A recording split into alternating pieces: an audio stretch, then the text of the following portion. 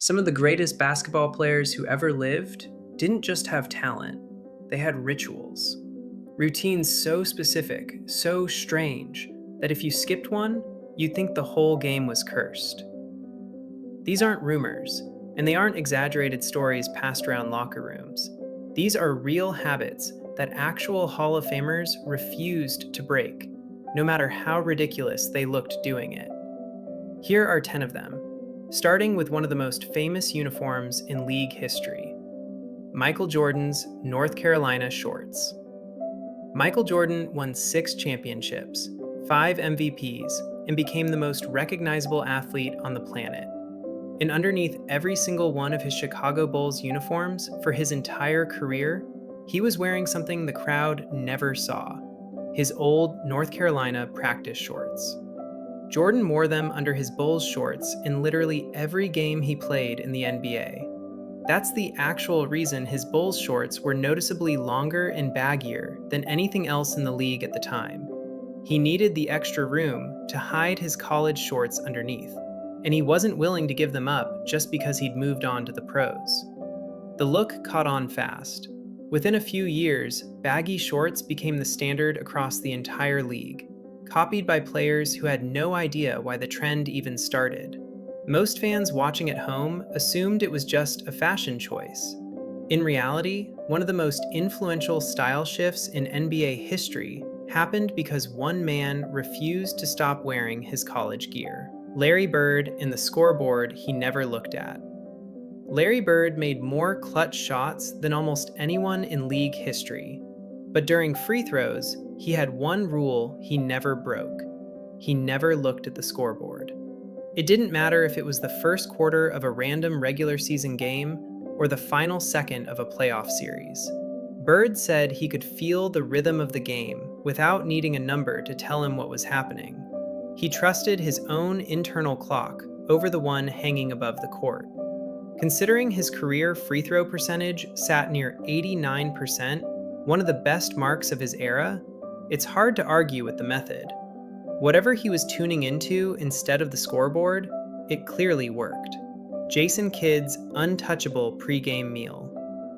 Jason Kidd played 19 seasons in the NBA, across multiple teams, multiple coaching staffs, and multiple eras of the league. But somewhere early in his career, he landed on a pregame meal that worked for him.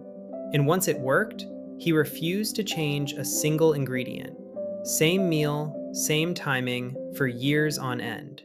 Teammates said you could set a clock by it. Kidd's logic was simple: if something is working, touching it is a risk you don't need to take. He carried that same exact repetition mindset into how he ran an offense on the court. That discipline might be part of why he retired with the second most assists in NBA history, behind only John Stockton, Karl Malone, and the very last name called. Karl Malone earned the nickname the Mailman because he delivered, night after night, for 19 seasons of pro basketball. But before he could deliver anything on the court, he needed one very specific thing to happen during pregame introductions. He wanted to be the last player introduced in the starting lineup. For most of his career with the Utah Jazz, that's exactly how it went. It wasn't about ego or wanting the biggest ovation. Malone treated it as his personal cue, the final beat before the switch flipped from calm to full game mode. Take that small detail away, and by his own account, something felt off before he'd even touched the basketball. For a player as consistent as Malone, that kind of ritual wasn't superstition for show. It was part of how he actually got ready to play. Kevin Garnett headbutting a steel pole.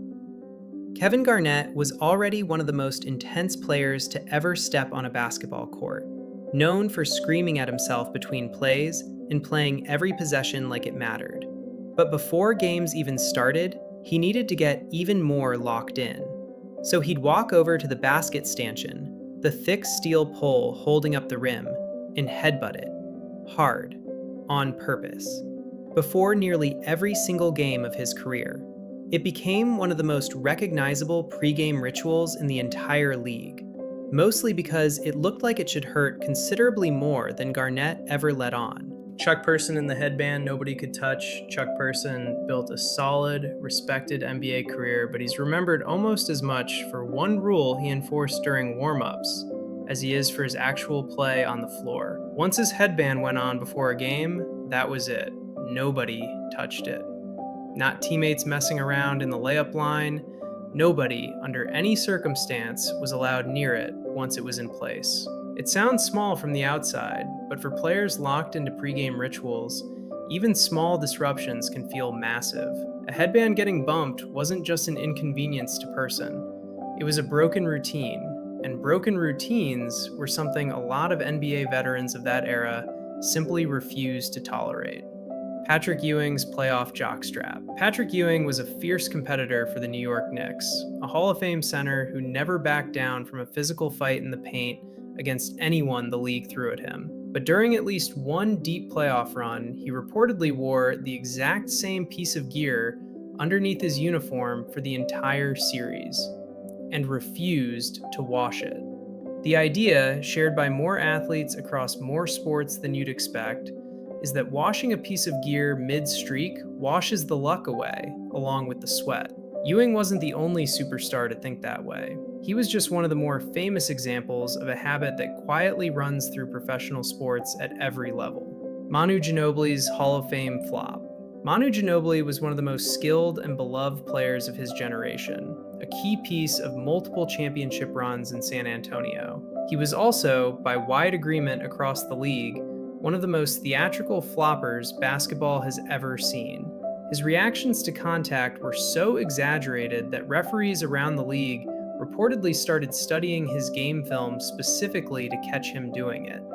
It's a strange kind of legacy for a Hall of Famer. Ginobili got into the Hall of Fame for his actual play, but he also, unintentionally, helped train a generation of referees on exactly what a flop looks like from every angle. Rasheed Wallace and Ball Don't Lie. Rasheed Wallace picked up technical fouls at a pace that became its own kind of legend across the league. He argued calls constantly, night after night, and out of that habit came a phrase that outlived his entire playing career. Wallace would say, "The ball don't lie," whenever an opponent missed a free throw right after what he considered a bad foul call against him. The idea being that basketball has its own built-in sense of justice, and the game would correct the official's mistake on its own, no argument required. The phrase became so widely used across basketball culture that most people who say it today have no idea it came from one of the most frequently ejected players in NBA history. Shaquille O'Neal and the free throws he never practiced right. Shaquille O'Neal was one of the most physically dominant players to ever play the sport, a player who could not be moved once he got positioned near the basket. He also finished his career as one of the worst free throw shooters among elite players, sitting around 52% for his career. Some who watched him closely over the years pointed to one specific habit as part of the explanation. In practice, Shaq reportedly didn't shoot free throws the same way he did in actual games, so the repetition he was building never matched the pressure he'd face in games. Whatever the true cause, the result became one of basketball's most famous puzzles.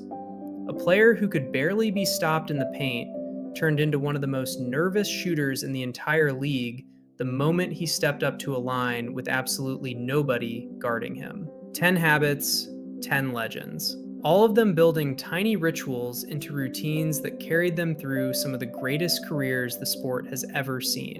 Some of it was pure superstition. Some of it was mental preparation dressed up as a quirk. Either way, at the highest level of basketball, even the smallest habits can end up becoming part of the legend itself. If you want more stories like this, subscribe. Thanks for watching.